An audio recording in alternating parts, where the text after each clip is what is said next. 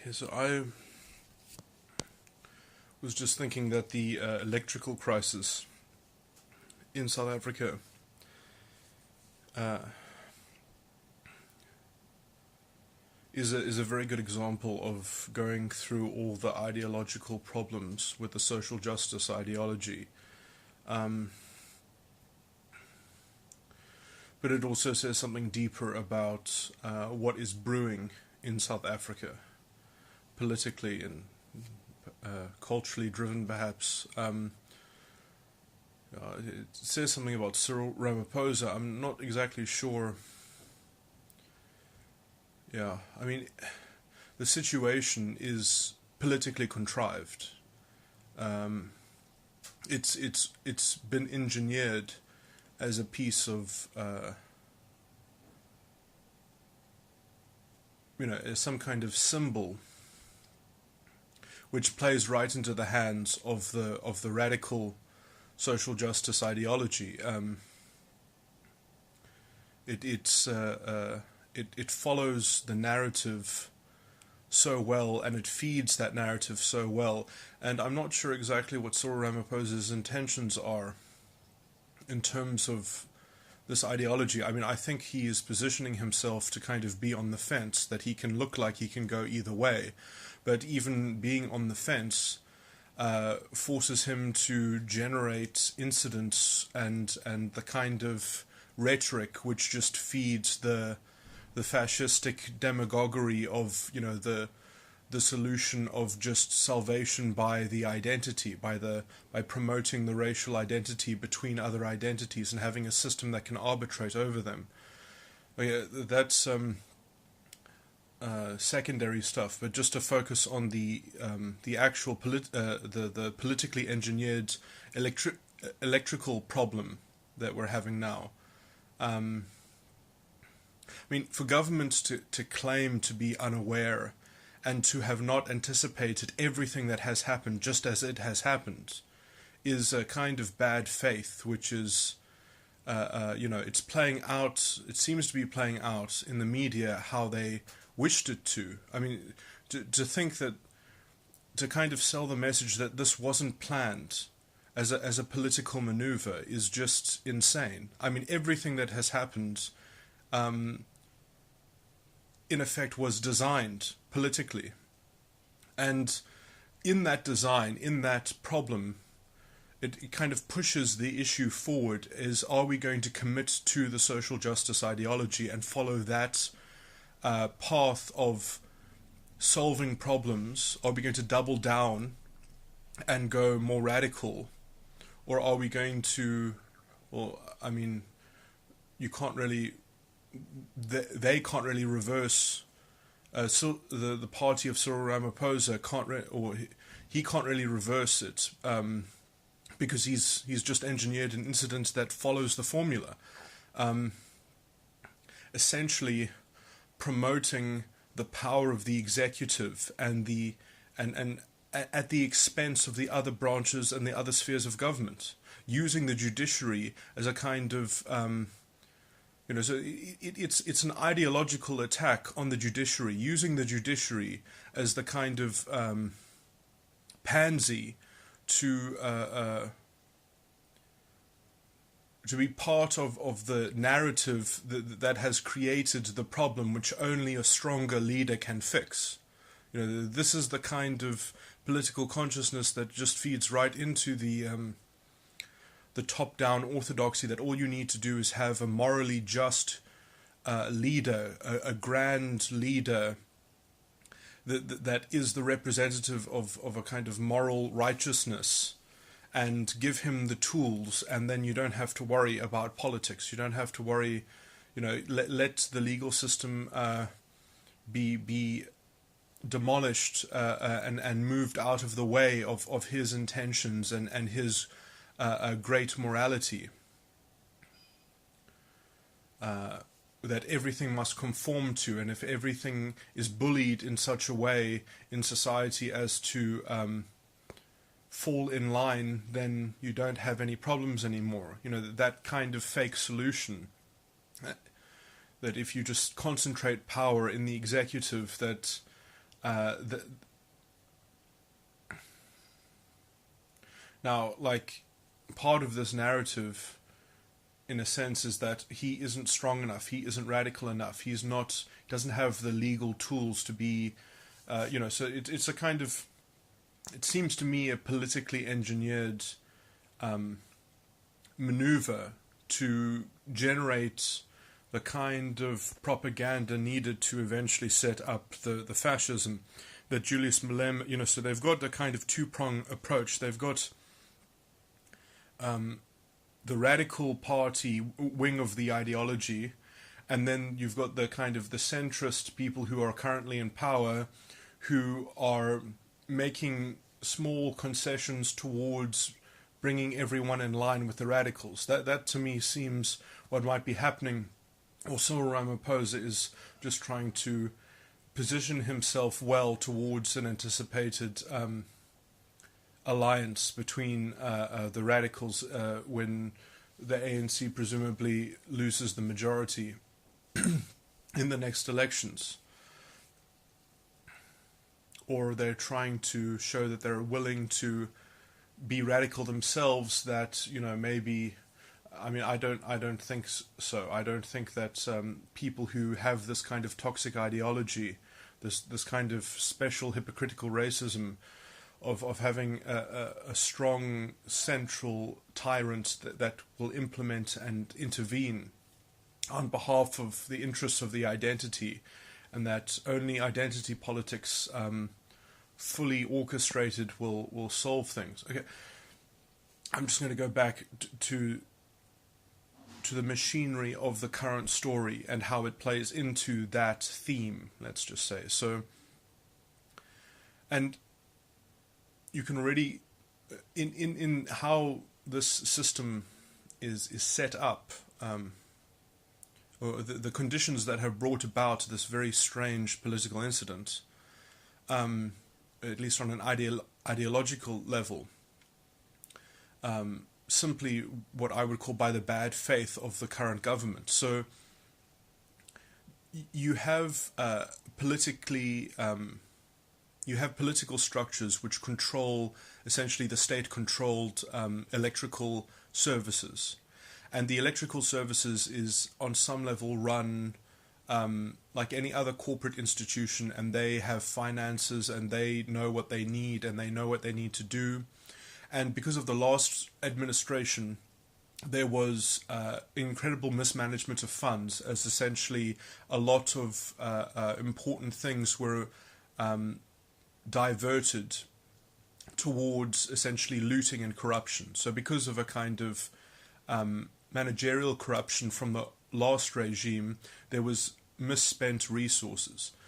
Now, that means that there's a kind of, when the new regime came in, when the new president came in, same political party, they essentially said, we don't want to pay for the corruption that our party is essentially responsible for. We're going to make somebody else pay the political price. And essentially they chose the legal system. They chose to destabilize the integrity of institutional integrity, rather so that they can insulate themselves from any kind of responsibility. This is a common theme in the social justice ideological schema, that you just keep on exteriorizing responsibility onto some other. The problem is not the use of concentrated power. The problem is that it's not concentrated enough, essentially. So what they designed to do essentially was to not allow the company to raise tariffs, to not allow them to charge more for electricity, and said, well, look, you're just going to have to sue the people who stole the money corruptly and try and reclaim the money. So you have to go and find a whole lot of lawyers and very quickly undo all the corruption that happened over the last regime, which is practically, it's not possible. It's not really possible to do that because, things are done in such a way that, so that was essentially the line of the administration, and I would call that bad faith, because that's not working with someone. That's just kind of yeah, well, it's wishful thinking, to say the least, and it's the kind of wishful thinking that no political,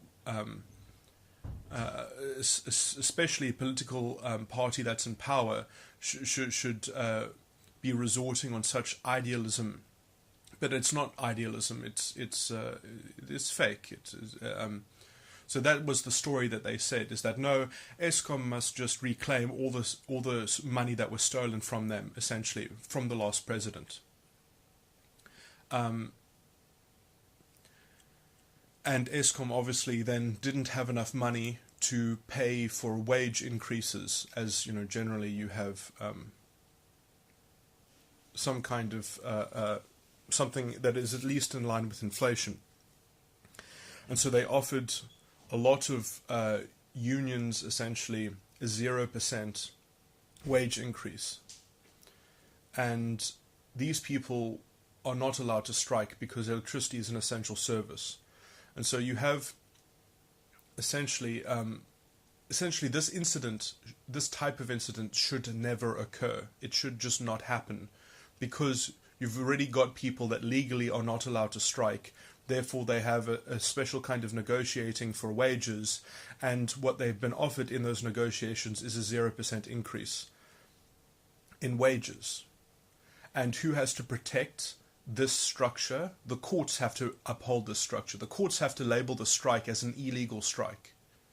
So there is a very and this is quite a violent and radical strike. You know, it's essentially also slightly ideologically driven from this. And instead of the strike, I mean, this is wishful thinking from a spectator's point of view. Instead of the strike focusing their energy on vilifying the government for engineering this, they have just, our negotiating,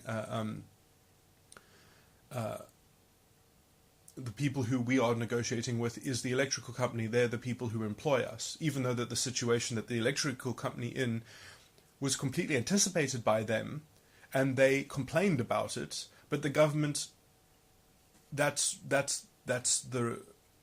the political effect. So the electrical company is not allowed to increase its tariffs as it wishes to. It's not allowed to. It is controlled by the political state organ, which gets to decide whether they're allowed to increase their wages or not. So they proposed that they wanted a 20% tariff increase. They said, we want to increase the price of electricity by 20% because otherwise we're not going to be able to offer people wage increases, and they only got 5%. So they asked for 20%, they got 5%. And so they have already expended all the wage increases that they can afford. Because,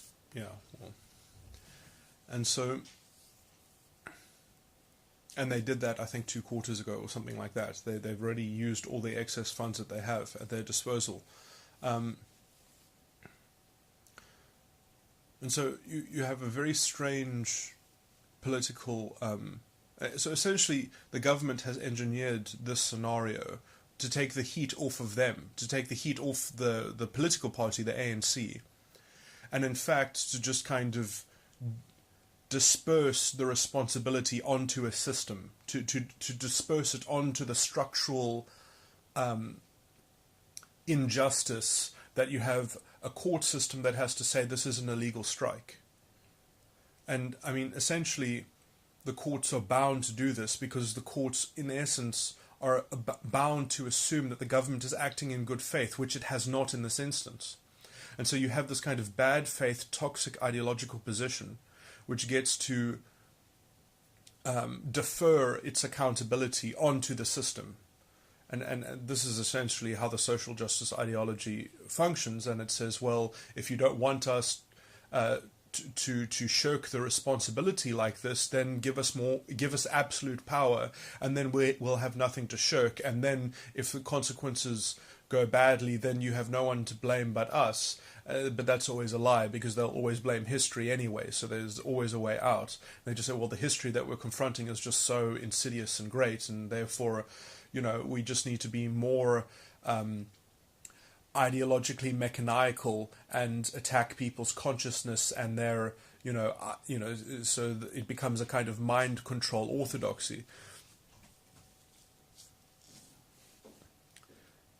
And yeah, so you see, and that sort of pervasive mind control, and then even if you want to challenge the system at that point, it's too late because they have all the power. They have such a concentrated tyrannical force because they needed it to be able to intervene into everything, that you'll never get power away from them. You no longer have a democracy. You no longer have a functioning court system because it's been hollowed out by these sorts of operations.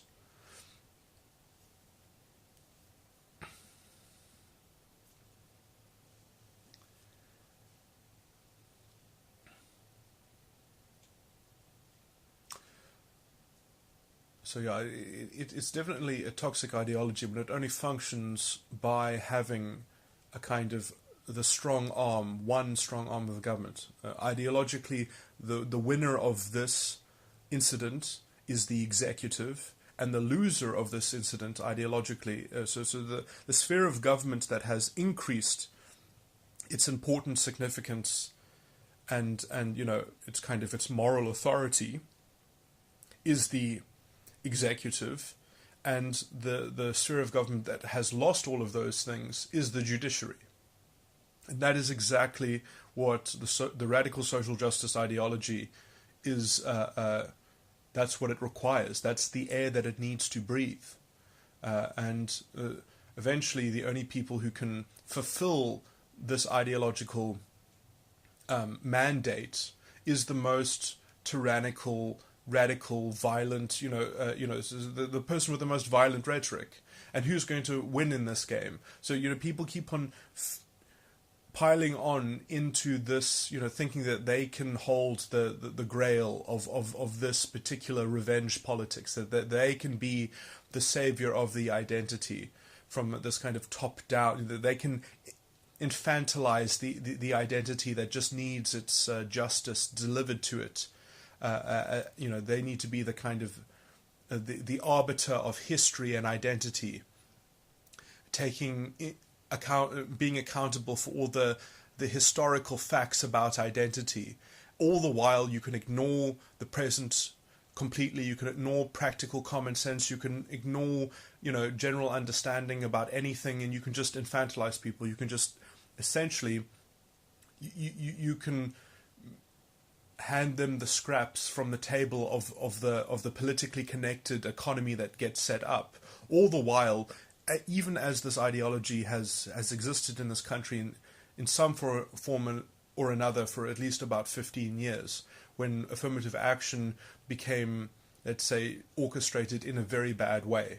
Affirmative action was done in a way that essentially generated anti-non-racialist consciousness, because it could only operate from the level of anti-non-racialism. So when you give people things on the basis of tokenism and representative of their identity, instead of giving them some kind of supportive benefit, in order so you just kind of are going to historically compensate them for their identity. I mean, you can't but enforce a kind of toxic racialist consciousness that results from that. And in a sense, that is the only way that you can reclaim your integrity, because you're already engaged in this kind of revenge compensation where you have to be the token for your identity. And so the only thing that you could do is redeem that group identity by believing that you are part of the collectivist solution for representing that identity. And so you force people to represent identities. You force people to take on a racialist consciousness. It's very toxic.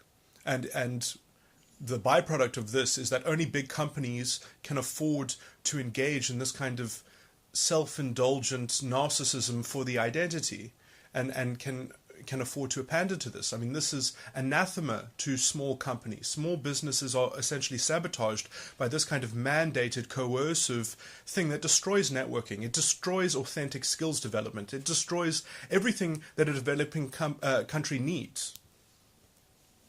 So it's just and effectively it has destroyed the concept of free enterprise in this country. That you just need to be the lucky one who gets the job from the big company, who gets to be the token. And then you get, this concept that you just need a bigger tyrant that has better benefits to hand out off the scraps of the politically connected table. And so, this ideology is complicit with it is the corruption. This ideology is the corruption. It is the economic corruption. It is the cultural corruption. It is the corruption of consciousness. And it just leads to more and more tyrannical interventionism over people. And so people can never negotiate between themselves. They have to, as individuals, they have to negotiate as representatives of some kind of identity factions. I mean, it's incredibly divisive. There's an essential racialist belief system underneath the social justice ideology. And it only gets away from confronting this because it says, no, but we believe in equality of outcome, so you can't call us racist because we want the equality of outcome. But we proceed from the point of view that everyone belongs to these factions. That it's not about these present conditions that exist that need to be overcome and understood and discussed. No, we can't discuss them. You can only discuss them if you are the right color skin. You can only talk about them if you have some kind of collective link to experiencing it from the essence of your identity, which is a racialized concept. So it's a form of disgusting hypocritical racism, and it gets, it just gets more and more, or politically, it will get the government that it deserves if it doesn't sort of cotton on to this incredibly. I mean, the biggest problem with it is that it is an abrogation of responsibility from the electorate. All the rhetoric of this stuff is taking a swipe at democracy. It's saying your vote shouldn't matter, is the actual implicit thing. They're saying, no, just give me power, I'll fix it for you. The tyrant will fix it for you. You shouldn't even have to worry about voting for the right party. That is the message, essentially.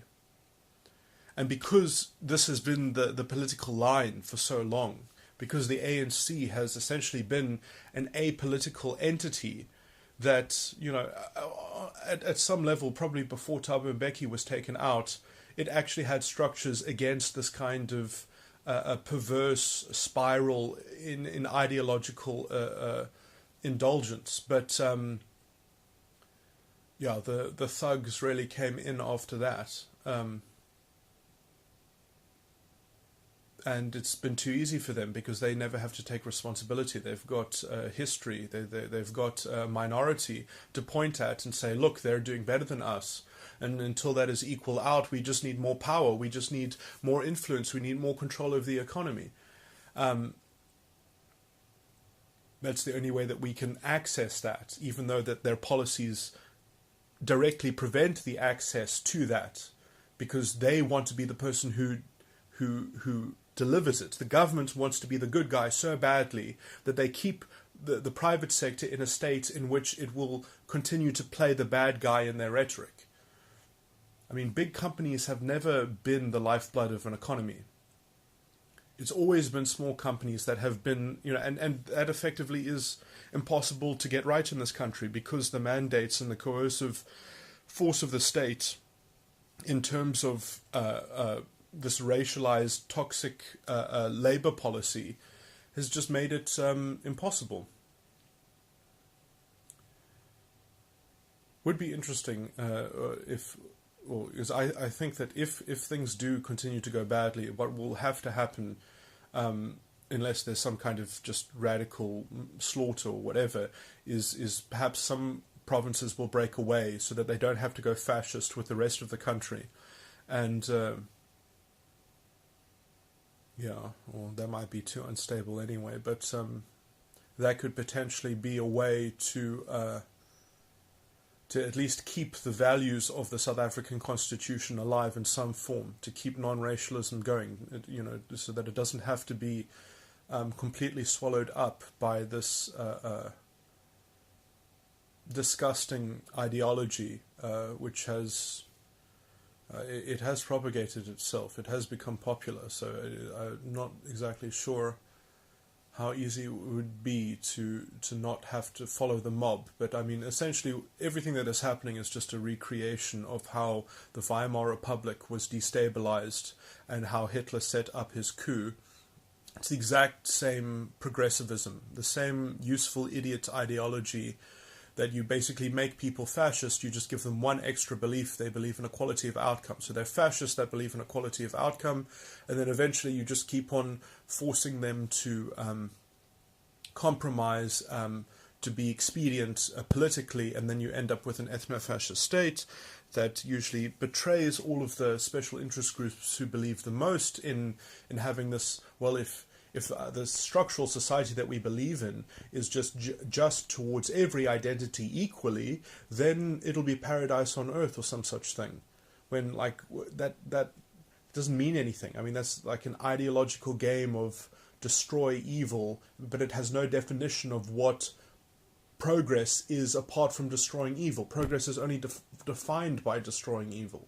It's a negative value system, and it has no independent sense of integrity and capacity apart from everyone must be the same on some superficial mediating level in which people are not even allowed to essentially communicate with each other because truth is racialized.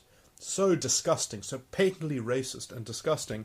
And this is essentially these are the interpreters of the Constitution now.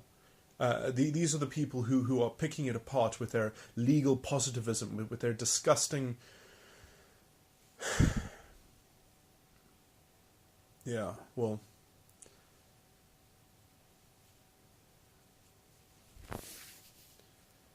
at least if things do go very horribly badly, perhaps it will be a historical lesson that hopefully this ideology can be understood in a more in a broad way, and that in the future there will be a culture that is capable of being resilient to this kind of, because it is just from a certain kind of personality, it's the certain kind of intuitive feeling, beta, quadra personality style. It's almost just like a political vehicle for people to orchestrate a borderline personality disorder. Just instead of being me versus them, it's us versus them. It's the kind of the in-group. You get to police your in-group because of the enemy of the out-group.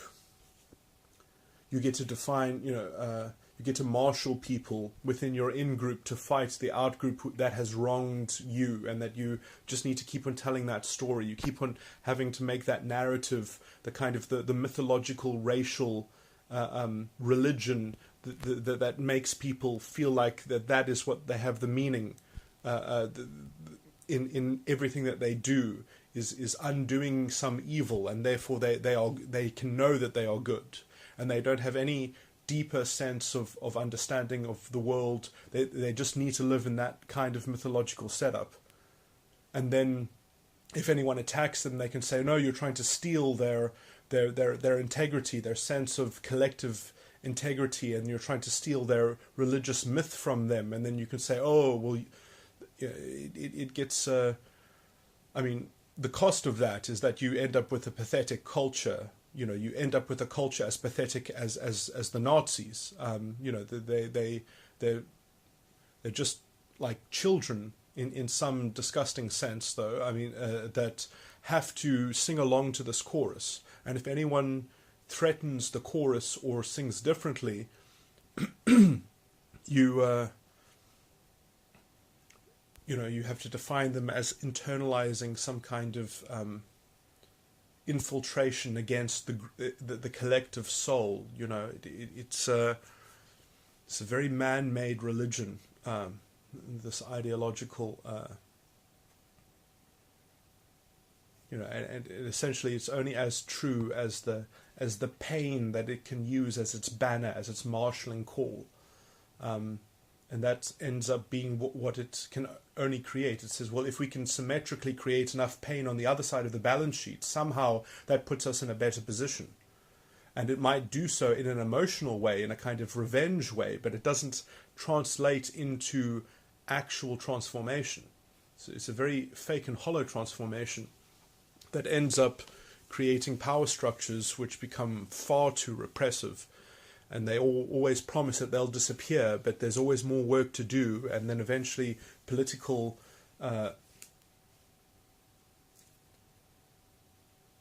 dissent becomes a mark of being part of the infiltration influence. It's and then they set up their police state.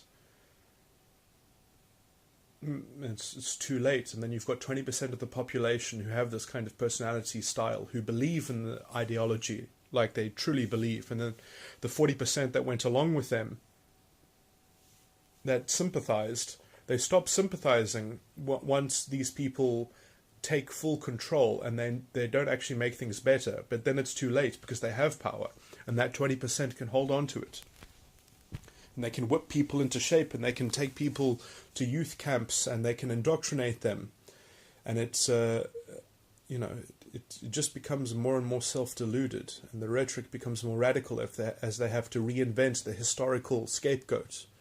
And they have to continually fight history, because if they're not fighting something, they can't define progress. And so that's their biggest enemy, is having control, having power. The ideology works fine when they're still the underdog, but when they are the top dog, it doesn't quite sustain itself so well, except if you have something to keep on killing, except if you have something to keep on sacrificing. You need a continual human sacrifice